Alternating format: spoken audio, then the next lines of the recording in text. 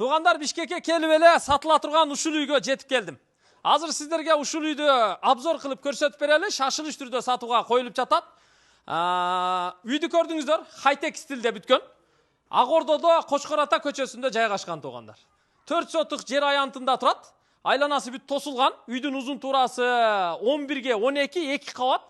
Анан астында оң жагынан киргенде бир бөлмөлүү подвалы бар, котельный дагы курулган. Үйдүн фасады өтө сонун бүткөн, көрдүңүздөр. Жаңы бир баягы HPL панель сыяктуу бир жаңы фасаддык материал менен бүтүптүр, сыртынан жылууланыптыр. Хай-тек стилинде курулган. Алдында мындай багы бар. Андан сырткары мына көрүп турасыздар, чоң навес курган. Бул жерге 2-3 уна бемарал батат. Маңдайда баня, көрүп турасыздар. Анан бул жерге навес, асты брусчатка болгон, унаа коюучу жай. Анан дарбазасында мына пультовой үстүнө сүрүлүп ачыла турган дарбаза койгон да. Калиткасы болсо оң жагында. Айланасын, көчө жагын тоскон дуал мына көрүп турасыздар, пескоблок дуал. Бул жер эми коммуникациясы бүт центральный, газ, суу, свет, канализация бардыгы центральный. Бул жакта болсо мына көрүп турасыздар, бул Гагарин көчөсү. Ошол Гагарин көчөсүнөн болгону 100 метр ичкери киресиздер. Бул Кочкор ата көчөсү. Бул жагы ошо Гагарин менен Алыкулов көчөсү кесилишкен жерден Элнурдан түз эле батышты көздөй жүрөсүздөр, Ак Ордону көздөй. Светофордон өтүп эле бул жерде Космос деген магазин бар экен, ошо Космостон эле сразу сол тарапка бурулуп киресиздер да. Чек арасы мына ушул жерден башталат. Нар жагын аркы бурчка чейин барып такалат. Көчө тупик. Ушул үйдү азыр сиздерге көрсөтүп беребиз. Үйдүн баасы $380 000 кеми бар туугандар. $380 000 кеми бар. Даярсыздарбы? Мына бактарактарыны көрсөтөлү, биякта болсо мисалы өрүк, бий алма, алмурут, жүзүм, роза гүлдөр, кадимки кара гилас, өрүк, ушул сыяктуу дарактар бар экен да. Бул жерде астына газон эгип койсо да болот. Анан үйдүн сырткы фасады жакты мага туугандар. Мен мындайды көрө эле келем. Фасад десе көбүнчө жанагы травертин деп элестетебиз. Бул травертин да эмес. Бир баягы бир нерсе панель деп коет экен. Өтө сонун каражат экен.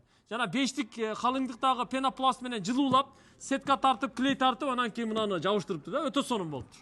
Жакшы көрүнөт экен да. Серый свет, наркы свет менен комбинация болуп аябай жакшы чыгат экен да. Жүрүңүздөр, үйгө кирели.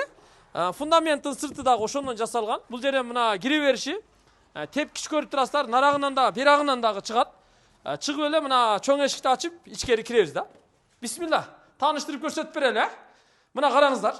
Бул жер мына коридор. Полу бүт ламинат болгон, дуалдар боелгон, люстра лампалары илинген. Киргенде эле сол жакта шкаф, купе бар. Бөлмөлөрдү сразу чекеден тааныштырабыз. Экинчи кабатка бул жак тепкич менен чыгат да. Сразу чекеден баштай берели. Мына ушул сол тараптан баштадык. Көрдүңүздөр? Мына ашканасы. Ашканасы бул жак чекеден аркы чекеге чейин бүт ашкана эмереги ак түстө коюлган, көрүп турасыздар. Бул жакта мына холодильник, фартугу кафелденген, газ электропечка, газ кирген туугандар, вытяжкасы, идиш жуучу жайы, суу фильтри бардыгы коюлган. Бул жер эми мына чай иче турган орундугу. Бөлмөнүн терезеси мына дарбаза тарапта, навес жакта турат да. Күнгөй бет. Үйдө отопление бар, бүт система тартылган, радиаторлор коюлган. Полу ламинат, дуалдар боелгон. Потолок тегиз эле жасалган өзү. Бул ашкана. Анан эшиктер дагы мындай заманбап эшиктер коюлуптур, көрүп турасыздар. Сырткы фасад кандай болсо, ошондой түстө экен да. Бул болсо мейманкана, зал. Зал мейманканадагы аябай кенен экен да. Туурасы эле 4,5 метр, 5 метрге жакын. Узундугу 6,5 метр чыгат да. Однотонный боелгон, потолоктагы тегиз, люстра софиттери коюлган, килем салынып, мына мейман стол стулдары коюлган. Күн чыгыш тарабында 2 терезеси бар, пардалары тартылган, терезелери бардыгы пластик, отопление бар. Бул жагы мына ТВ зона, гүл бакчасы менен. Бул эми зал болду туугандар. Андан кийин мына жакта дагы бир бөлмөсү бар, 1-кабатта. Бул 1-кабаттагы уктоочу бөлмө. Улгайган ата-энелер болсо ушул жакка жайгаштырасыздар, же келген конокторду ушул жакка жайгаштырасыздар. Дуалы боелгон, полу ламинат, потолок тегиз, бул жакта болсо ТВ зонасы бар. Андан кийин бери келиңиздер. Бул жакта 2 катар санузел жайгашкан. Бул болсо мына ажатканасы, бардык сантехникалык шарттары менен. Бул болсо экинчиси. Бул ванна туугандар. Кир жуучу машина, раковина, күзгү бардыгы Аристондон бери ушул жакка коюлган. Эми экинчи кабатка чыгабыз, келиңиздер.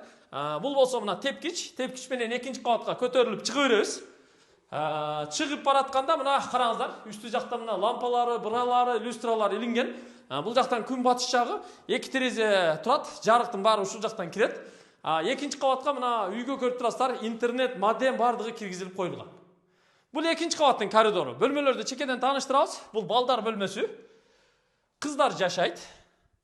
Же балдар жашайт. Чакан бөлмө. Узун туурасы 3,5 га 3,5. Терезеси мына тоо тарапта турат экен. Ушул жактан аларча жак. Көрүп турасыздар, аябай жакшы көрүнөт экен да. ТЦКнын мунарасы дагы ушул жерден аябай жакшы көрүнөт экен. Экинчи кабаты мына панорамный экен туугандар. Көрдүңүздөр, Эми туугандар, кийинки бөлмөгө башпагалы, ушунун эле маңдайында ата-энелердин уктоочу бөлмөсү бар. Бул родительский спальня. Спальня диван коюлган шкаф менен. Бул кенен бөлмө да. Астындагы кухнянын үстү. Узун туурасы 5ке 4. 20 квадрат чыгат. ТВ зонасы бул жакта. Терезеси күнбатыш жакта. Ал эми бул жакта дагы бир бөлмөсү бар. Лампочкасы жанбай калыптыр. Бул дагы аябай чоң бөлмө экен, көрдүңүздөр? Мунун узун туурасы 5ке 5, 25 квадрат чыгат экен. Терезеси күнчыгыш тарапта. Бул дагы ушу однотонный боелгон да. Андан кийин туугандар, бул жакта дагы бир бөлмөсү бар. Бул балдар бөлмөсү. Эркек балдарды ушул жакка жайгаштырыптыр. 2 терезелүү экен. Дуалы мунуку дагы боелгон, люстра илинген полламинат. Чакан бөлмө. 3ке 3,5. Мында болсо экинчи кабаттагы мына жуунуучу бөлмөсү. Оң жакта болсо душевая кабина коюлган. Унитаз, отопление, форточка, вытяжка, бүт Аристон күзгүлөрдөн бери коюлган да. Ушул туугандар, көрдүңүздөр? Азыр эми сыртка чыгып, кошумча курулушун анан подвалын көрсөтөлү. Үй аябай жакшы проект менен курулуптур. Кеттик, эшикке чыгабыз сыртка. Эми бул жакка жүрүңүздөр туугандар. Үйдүн мына түндүк тарабын өтөлү. Мына жакта подвалы бар экен. Үй менен дуалдын ортосунда да 1,5 метр аралык бар экен да. Аркасында да ушул жактан айланып өтүп кетсе болот экен да. Биякта подвалы бар экен. Мына жерге навес куруп коюш керек. Подвалда котельный бар. Анан чакан склад. Мына котельный курулган, газ киргизилген. Бул болсо газовый котел. Бул болсо көмүр отун электр тогу менен ысый турган печка, чоң печка. Кокус газ токтосо, анда көмүр отун жакса болот да. Мына чакан подвал, үстүнө монолит куюлган, асты бетон. Мынандай дөңгөлөктөрдү, ашыкча консерва банкаларды бардыгын ушул жакка киргизип койсо болот да. Жүрүңүздөр, эми банясы бар. Ошо банясын да көрсөтүп коелу. Бул жерде мына 3 фаза киргизилген, электр щиттери ушул жерде турат. Анан мына брусчатка ушул жерге чейин басылган. Бул жакта болсо мына крантан суу чыгат. Шланга менен ошо бакты, анан машиналарды жууп сугарса болот да.